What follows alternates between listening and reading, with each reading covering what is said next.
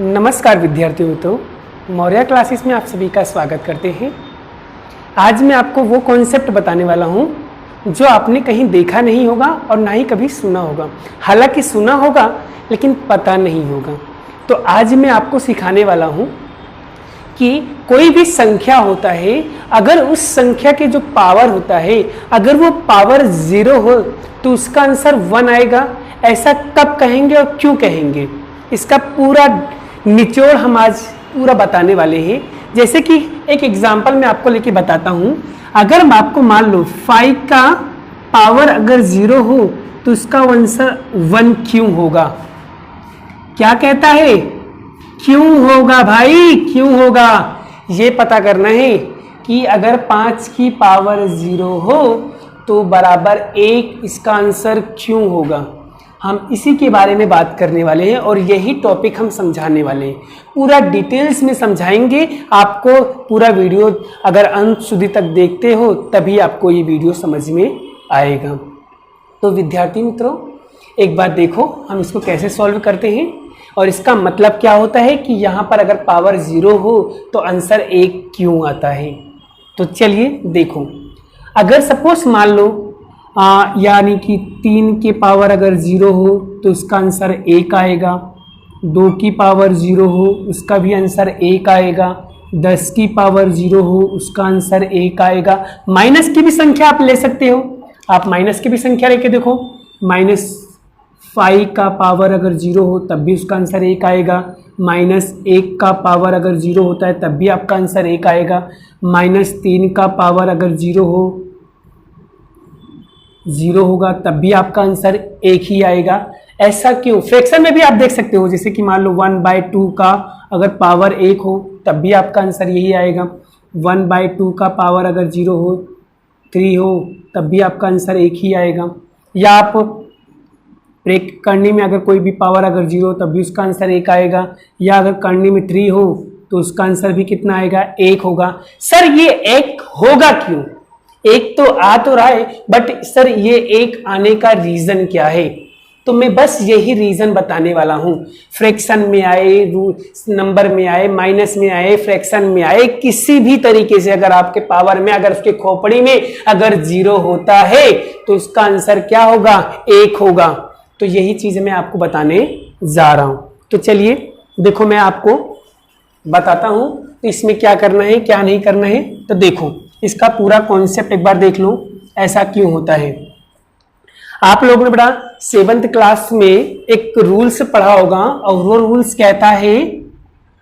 कहता है कि आप जानते होंगे कि आपको पता होगा कि यहाँ पर जैसे कि a की घात m और a की पावर n, इसका आपका एक फॉर्मूला होता है। वो फॉर्मूला क्या होता है, ये जो बटे में अगर कोई भी नंबर दिया होता है तो उसका पावर क्या बनता है, a बराबर, और ये क्या होते हैं, अगर दोनों पावर भाग में हो, डिवाइड में हो तो वो क्या होते हैं, माइनस हो जाता है, m - n।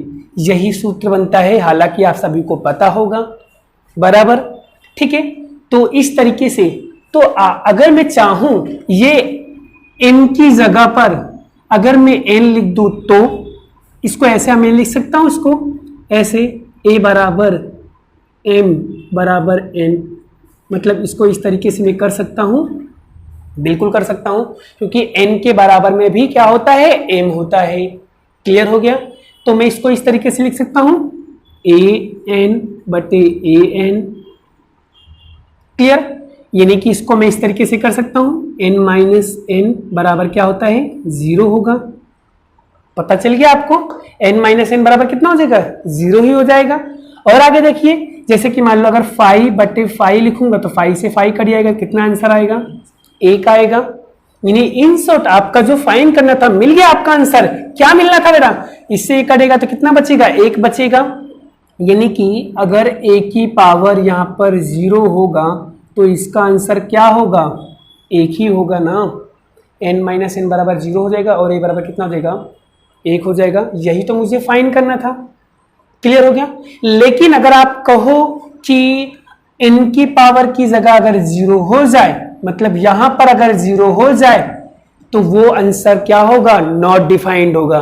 क्या होगा, नॉट डिफाइंड, उसे मैं डिफाइन नहीं कर सकता हूं। रीजन बताता हूं, देखो जैसे कि सपोज मान लो बेटा, अगर यहाँ पर a की घात सॉरी 2 की घात 3 दिया है और यहाँ पर 0 की घात 2 दिया है, तो ये बेटा इसके अंदर डिफाइंड नहीं हो सकता है। रीजन ये बेटा कि हमें हमेशा p बाई क्यू के फॉर्म में लिखा जाता है, लेकिन बड़ा q हमारा क्या होना चाहिए, नॉट इक्वल टू 0 होना चाहिए, यानी कि q की जगह हम 0 नहीं लिख सकते। अगर यहाँ पर 0 आ जाता है तो हमारा आंसर क्या आएगा, नॉट डिफाइंड। ये बात आपको पता होना चाहिए। आप हर एक संख्या का आप निकाल सकते हो कि आपका आंसर 1 आएगा, लेकिन बड़ा 0 के खोपड़ी में अगर 0 लिखा हो ना तो वो नॉट इक्वल टू 1 होता है।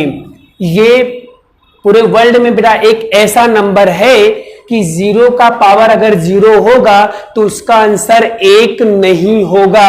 ये बात अपने दिमाग में फिट कर लेना। मैं क्या कह रहा हूं, समझ में आ रहा है ना बेटा मैं क्या कह रहा हूं? मैं कह रहा हूं कि अगर 0 का पावर 0 होता है तो बेटा वो 1 नहीं होगा। ये बेटा एक दुनिया में एकमात्र एक ऐसा नंबर है बेटा जो 0 का पावर 0 होता है लेकिन 1 उसका आंसर नहीं होगा। मैं यही आप लोगों को समझाना चाहता था कि अगर किसी भी नंबर का पावर अगर 0 होता है तो उसका आंसर 1 होगा, लेकिन अगर 0 का पावर 0 होगा तो उसका आंसर 1 नहीं होगा। बस यही मैं समझाना चाहता था। आई होप आपको ये वीडियो बहुत ही ज़्यादा अच्छा लगा हो और आपको पूरा कॉन्सेप्ट समझ में आ गया हो। Thank you so much.